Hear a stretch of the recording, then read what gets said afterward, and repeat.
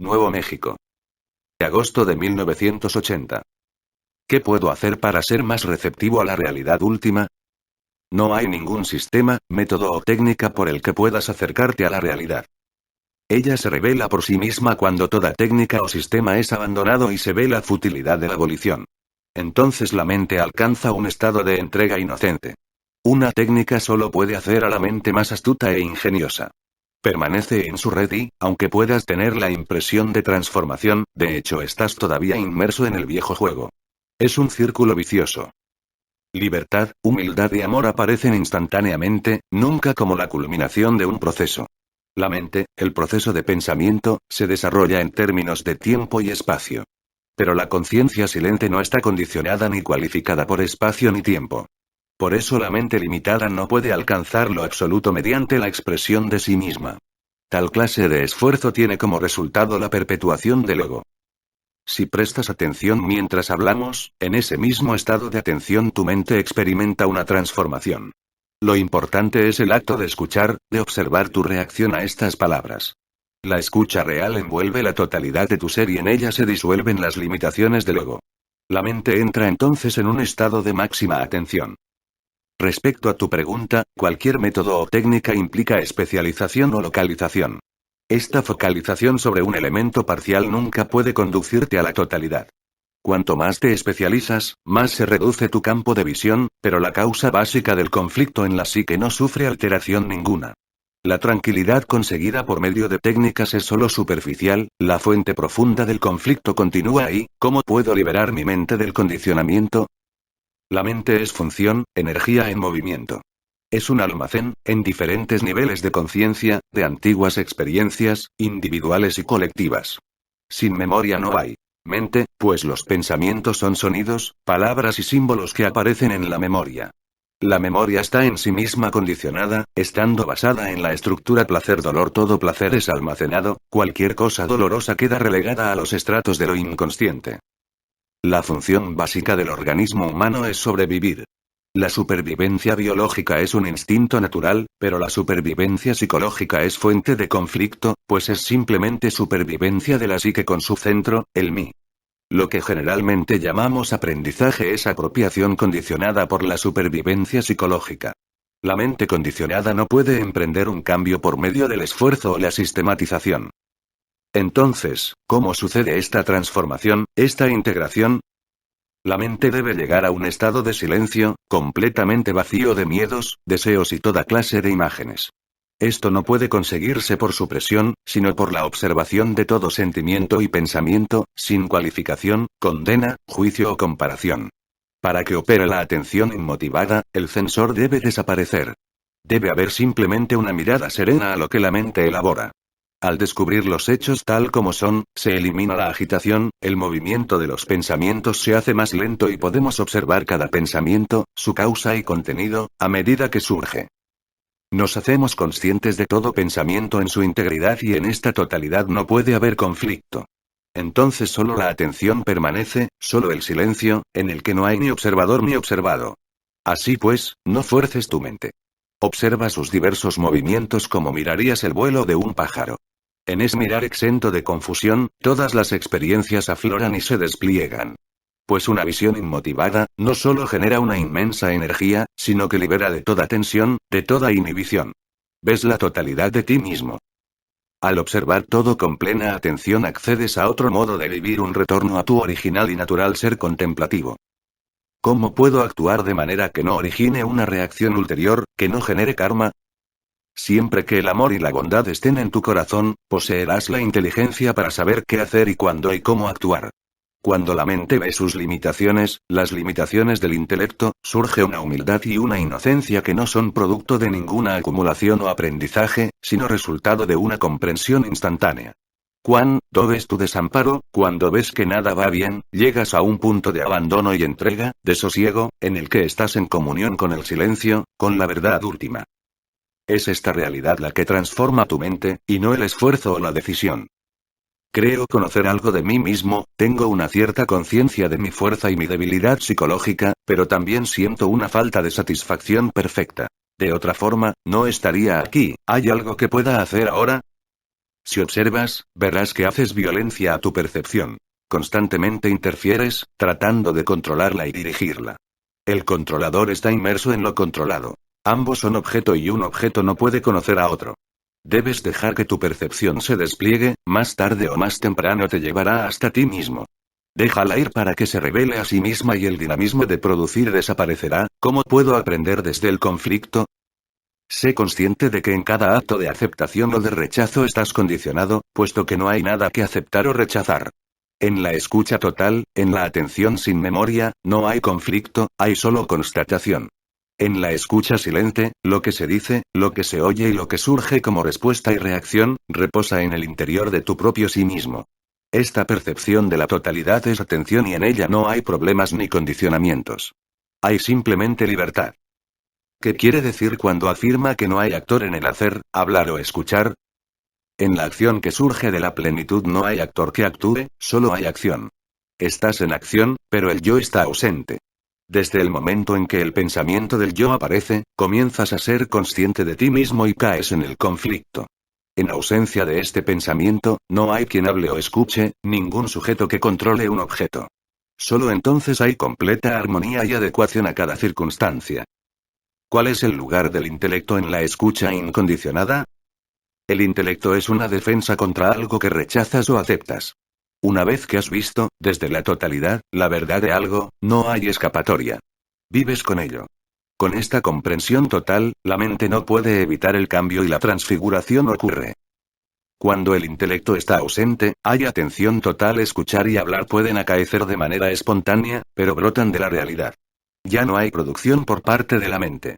En la atención silente, la mente está completamente vacía y así lo que se escucha penetra en profundidad. En un estado de rechazo o de aceptación, hay únicamente un juego con las palabras, con la memoria, con el intelecto. Pero en un estado de escucha silente no hay lugar para lo correcto o lo erróneo, ni para la compensación ni la conclusión. O se llega al conocimiento de la comprensión intuitiva o no se llega. Hazte consciente de los procesos de tu mente y de tu cuerpo y comenzarás a comprenderte.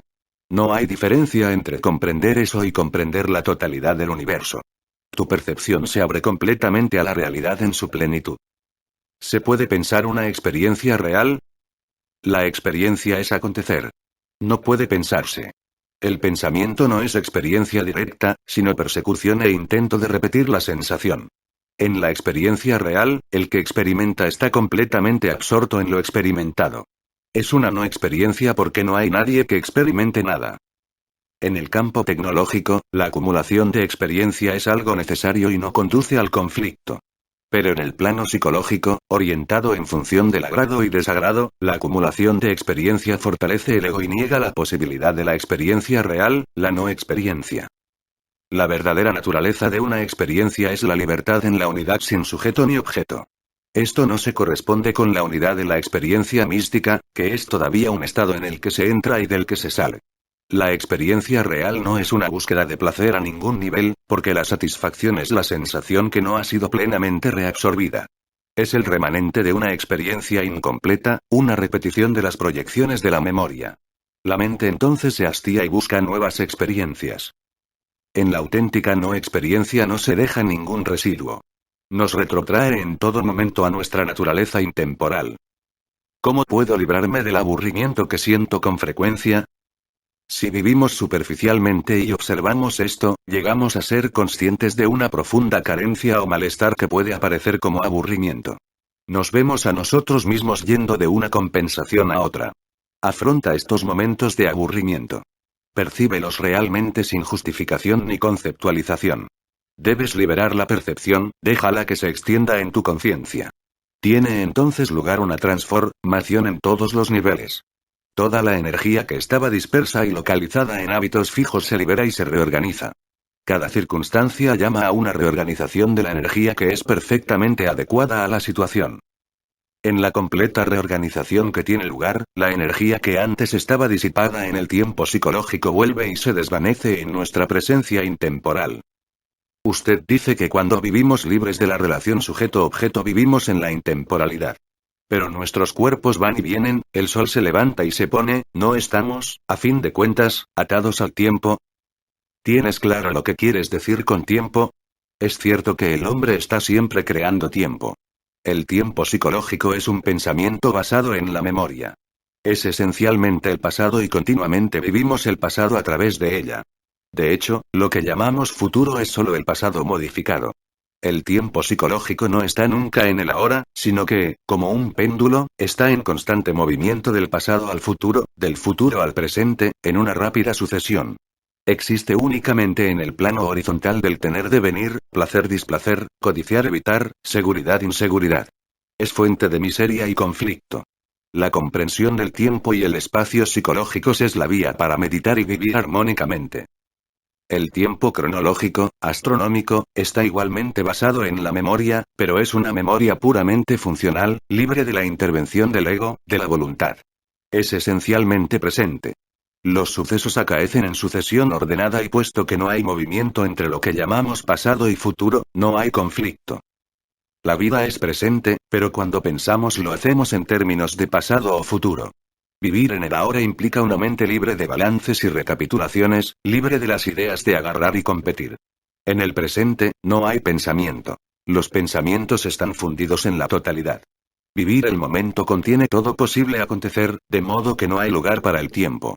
Todo puede resumirse en esto: el tiempo es pensamiento y el pensamiento aparece en el tiempo. La belleza y la alegría solo se revelan en el ahora. Usted dice con frecuencia que actuar correctamente no guarda relación con la moralidad, sino que es algo que emerge naturalmente desde la espontaneidad. ¿Cómo puedo llegar a esa espontaneidad? La espontaneidad llega por medio de la escucha y tiene como resultado la comprensión. En la escucha incondicionada, silenciosa, libre de toda agitación y concepto, la situación es contemplada en su integridad y de esta visión total surge la acción espontánea y adecuada. Es obvio que una acción que procede del pensamiento consciente no puede ser espontánea. Es igualmente cierto, aunque menos obvio, que las acciones que provienen del hábito, la inclinación o el instinto, tampoco pueden ser espontáneas. Pues hábito e instinto son condicionados, tienen un carácter automático y mecánico, y las acciones que proceden de este tipo de inclinación están motivadas por la justificación, la racionalización y el conflicto. Están todas regidas por el pensamiento inconsciente. De hecho, solo podemos llamar acción a aquello que surge de la espontaneidad. Todo lo demás, no estando libre de interferencias, son, en consecuencia, reacciones. El descubrimiento de la espontaneidad implica la suspensión del pensamiento tanto consciente como inconsciente. Las proyecciones del intelecto deben cesar para que pueda operar la espontaneidad creativa.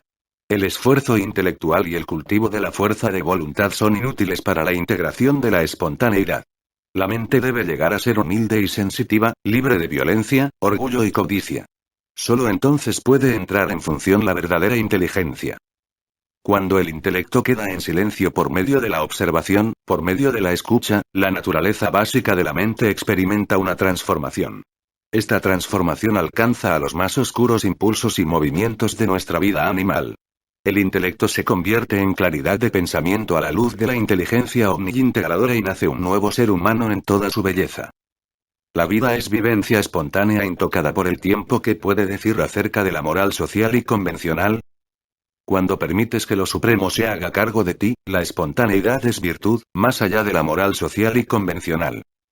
¿Se puede ser activo en el silencio? El silencio es nuestro estado natural. Es el plano de fondo de todo.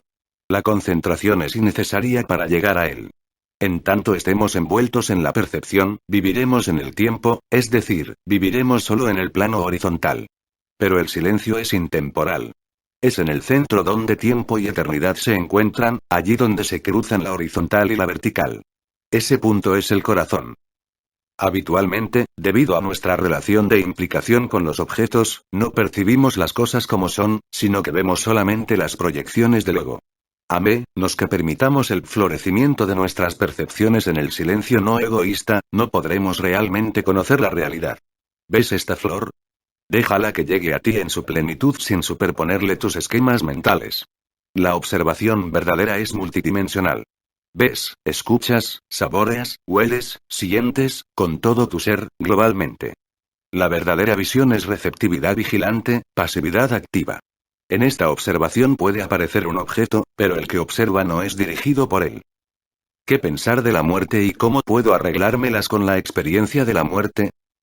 El pensamiento aparece en el silencio y se desvanece en el silencio. Lo que aparece en algo y desaparece en algo, no es otra cosa que ese algo. Igualmente, lo que tú crees ser también aparece y desaparece en el silencio. Lo que entiendes por muerte no es realmente más que un indicador que apunta hacia el silencio, hacia la propia vida. La muerte no tiene realidad. Pero si no la ves así, permanece como una idea estancada en la que quedas atrapado. En tanto te tomes a ti mismo por una entidad independiente, estarás sometido al karma. Dicho de otra forma, antes de hablar de muerte, pregúntate a ti mismo qué es la vida. La percepción existe solo porque tú eres existencia presente y eterna. Este es el plano de fondo de la vigilia, del sueño con sueños y del sueño profundo. En el conocimiento vivo, en el presente, el problema de la muerte carece de significado.